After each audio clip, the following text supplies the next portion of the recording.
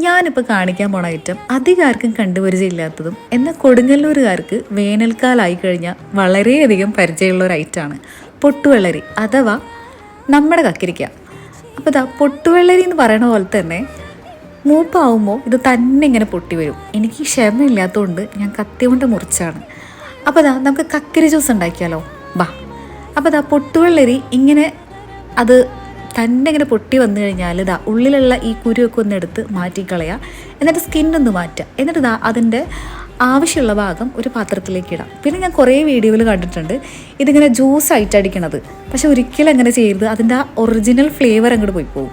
അപ്പോൾ നമുക്കിതാ ഇത് പാത്രത്തിലേക്ക് ഇട്ടിട്ട് അതിലേക്ക് ആവശ്യമായിട്ടുള്ള തേങ്ങ ചെരുകിയത്, ശർക്കര, നല്ല ജീരകം, പിന്നെ ഫ്ലേവറിന് വേണ്ടിയിട്ട് കുറച്ച് ഏലക്കായും കൂടെ പൊടിച്ച് ഇതാ ഇതുപോലൊന്ന് സ്മാഷ് ചെയ്തെടുക്കുക. എന്നിട്ട് ഇതാ ഈ ഒരു പരുവാവുന്നവരെ ഇങ്ങനെ ആക്കാം. അപ്പോൾ നമ്മൾ അടിപൊളി കക്കിരി ജ്യൂസ് റെഡി.